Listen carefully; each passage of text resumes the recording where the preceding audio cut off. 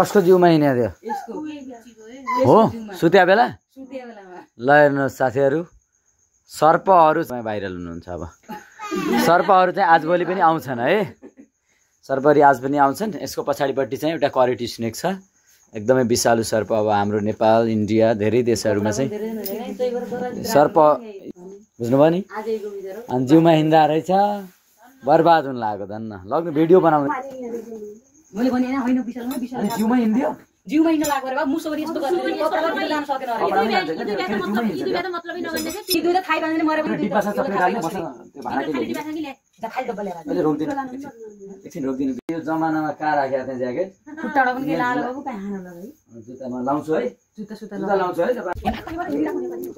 अरे खासा सकिन एउटा उदु पुग्ला त्यो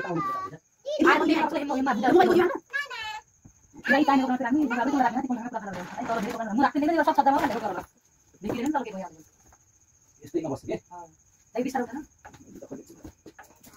यो हामी सब लाग्यो खास गर्नु दोस्रो यहाँ पनि यहाँले बस्छ त हामी ताई कुटुले खाऊ छैन यो बाबु राम्रोसँग दिला पनि के माथि यो माथि न हामी मुना लट्टु दिएको चाहिँ राखे त्यो मसिन गर्छ आगो त काले चाहिँ मैले देखेर निस्के तानो ओडो खाटले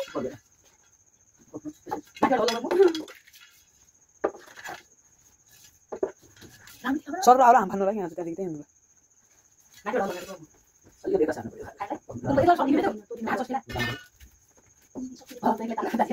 भातरा थियो भात छ त्यो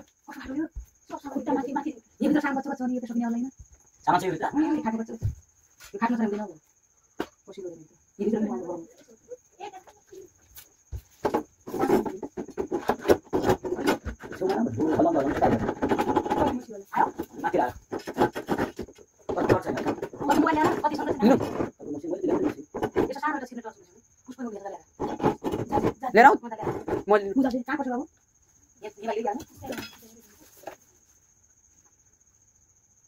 बिचमा छिर्यो क्या अलि सानो पर्छ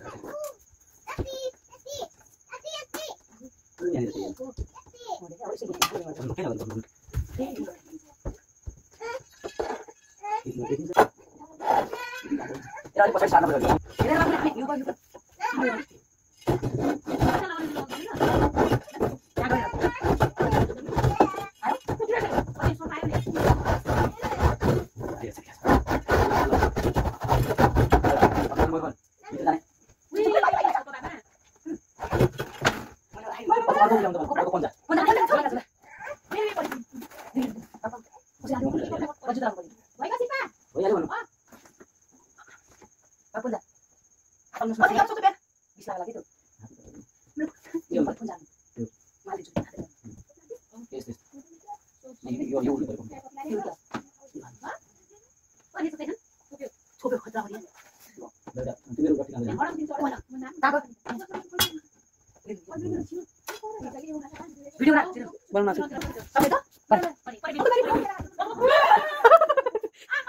बनाइरा छु त किन चिन्ता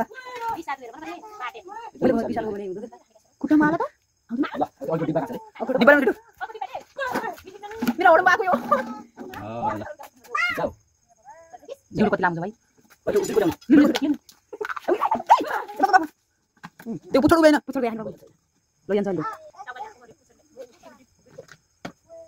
अन्तिम दाह संस्कार हुने थियो उही आलो बाबु कता आलो भने अरु पनि हुन्न के बाबु कपडा सफा गरै अब यसरी सेन्सेसन गरेर न सब कपडा सफा हिल्ला ल दिउँसो सफा गरेपछि ल सक्सेसफुल्ली करेट सर्प हाम्रो तपाईको नाम के हो शिल्पा कुवरको घरबाट चाहिँ अब रातिको समयमा आउँछ क्या रातिको समयमा विषालु सर्प धेरै आउँछ विषालु सर्प कहिलेकाहीँ मात्रै आउने हो आज आउनुभयो अनि घर नहेरेर पहिलेदेखि बसेको थियो आजभोलि तातो खोज्ने रातिको समयमा सक्रिय हुन्छ मान्छेका शरीरको बाँच्न बाँच्न त बाँच्छन् तर एकदम विषालु एकदमै धेरै विषालु सर्प हो यो चाहिँ अब धेरै मान्छेहरूको डेथ हुन्छ क्या यो सर्पले बाइट गरेर त्यस्तो हुन्छ ल अरू पनि हुन सक्छन् झुल लाउनुहुन्छ कि झुल नाइ लगाउँदैन यिनीहरू झुल लाएर सुत्न पर्यो हैन गाह्रो हुन्छ नि त यस्तो एका भन्छ यो तल गयो भने निकाल्ने थियो बाहिर चिसो बढ्यो घरभित्र छिर्छन् के सर्पहरू चाहिँ पानी आयो 3 दिनमा पानी यो चिसो को बस्ने यहाँ चाहिँ यी तीन जना एक दुई जना ए ल सब एकदम घर सरसफाइ गरेर बस्नु होला है। अहिले पनि सब कपडा मेरो ब्याग ल्याउनु, सुत्नुहोस् तपाईँहरू पनि ढुक्कसँग। तर झुल झुल छ कि नै? झुल छ भने झुल लाएर सुत्दाखेरि हुन्छ है।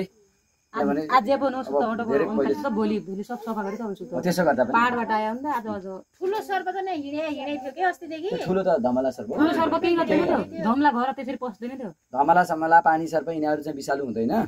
अनि यो चाहिँ एकदमै सबभन्दा बढी विषालु सर्प यही हो। अब चिन्न पनि सजिलो छ। जङ्गल छोड्नु पर्यो त। सर्प पनि मार्न हुन्न, मान्छे पनि मर्न हुन्न, के दुवै कुरा हो। हामी पनि बाँच्ने, यिनीहरूलाई पनि बचाउने, कोही नमर्ने। यिनीहरूलाई बचायो भने हामीलाई धर्म लाग्ने भयो। बर्खाको समय सकिन लागेसँगै सर्पहरू यसरी तातोको खोजीमा र आफूलाई सेफ्टी महसुस हुने ठाउँहरूमा बस्न जान सक्छन्। त्यसैले आजभोलि पनि एकदमै सचेत रहौँ। बाहिर चिसो बढिसकेको छ, चिसो समयमा तातोको खोजीमा सर्पहरू घरभित्र छिर्छन्। सचेत रहौँ, झुल लगाउनु नछोडौँ, सबैजना सचेत रहेर बसौँ, सर्प पनि नमारौँ र मान्छे पनि सुरक्षित रहौँ। धन्यवाद।